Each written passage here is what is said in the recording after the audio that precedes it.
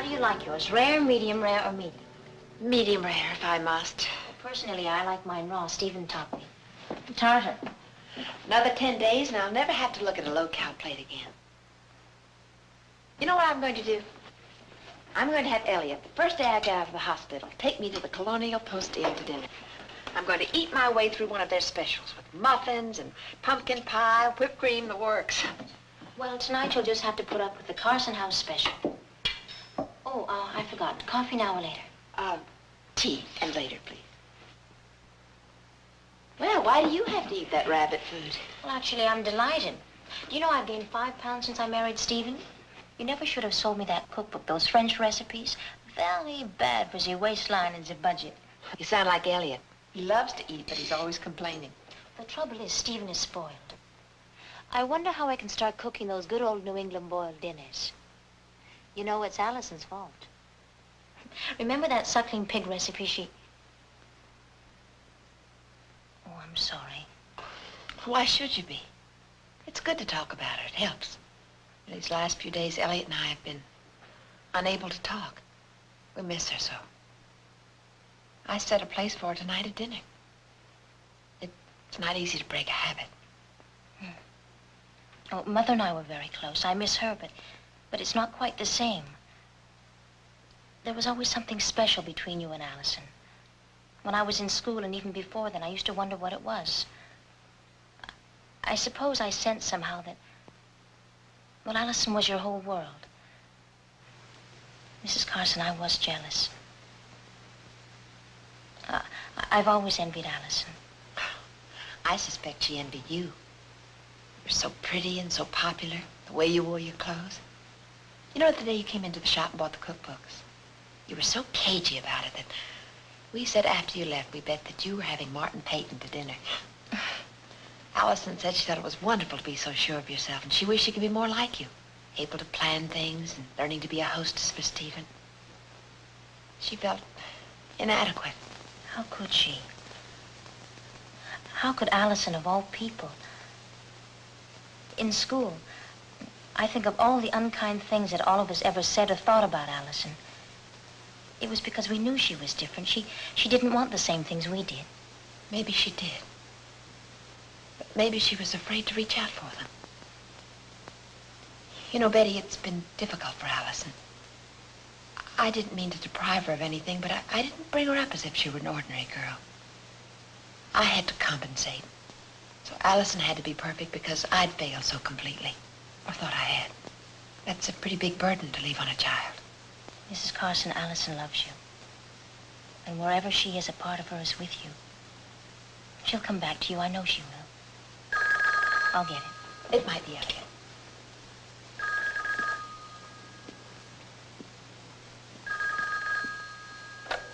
Hello? Hello, darling. Oh, it's so good to hear your voice again. This has been the longest day. I guess I'm just not used to spending them alone anymore. I know. I'm lucky. I've had wonderful company. Have you made any progress? Well, I checked with the police departments and the hospitals, and I called the editors and the publishers. At least she's more than just a statistic to them now, anyway. I mean, I've given them more than just a cut and dried description. I'm glad you were able to go. It'll make a difference. I know it will. I know. It's so good to be able to do something. It's much harder for you, I know. How are you, darling? And how's that son of ours behaving, anyway? Oh, he's very lively. He's going to be a football player. The police, have they... No, nothing specific, dear. You know, darling, you know what I'm going to try and do is put myself in Allison's shoes and try and do the things that I think she'd do. Go the places she'd go, like the libraries and, well, the park, museums. This afternoon, I went down to our old apartment. I thought she might have made some sort of a pilgrimage, you know. Did you, find the old place?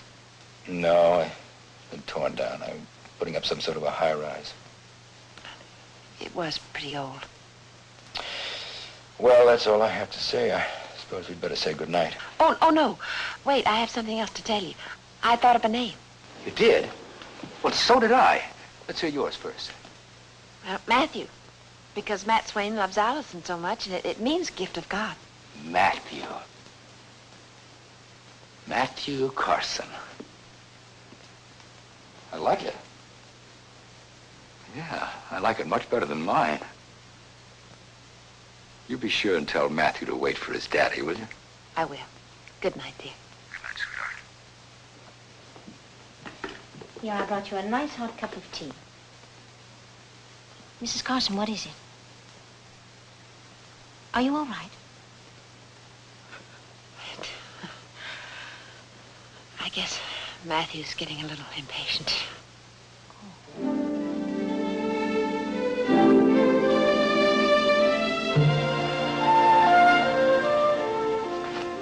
Oh, Rod, what are you doing in there?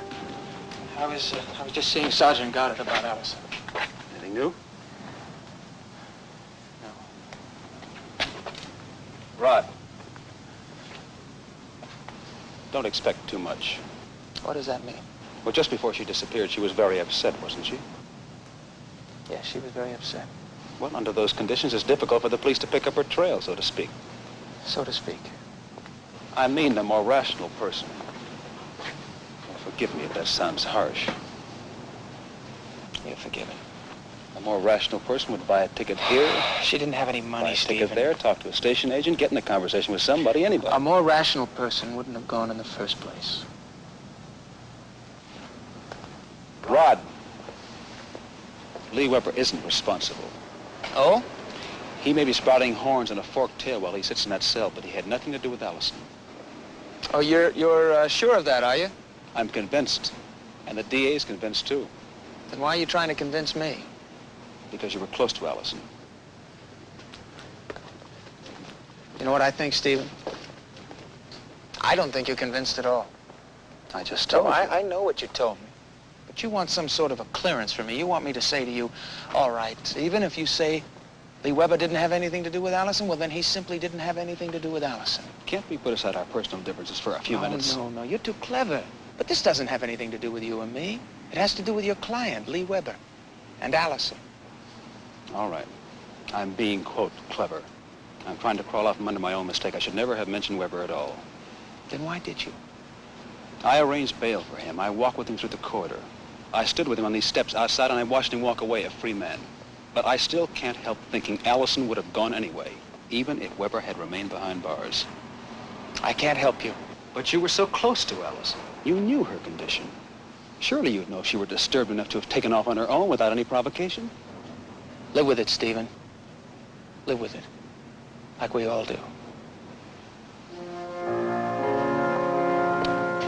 Oh, and Stephen, if you get Lee Weber out of jail again, think how much more you're going to have to live with.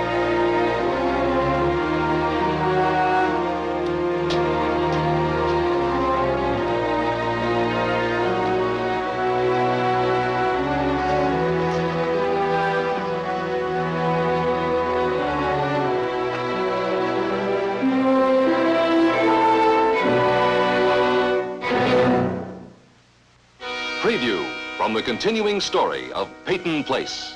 You get him here. I just talked to Chris this morning. I got the impression he didn't want to see you. He's all mixed up and he needs me out there with him. You need him. Petty, call the hotel. Try to reach Elliot. You dissect me. You run little tests on me in your laboratory to find out what I'm made of and how you can use me.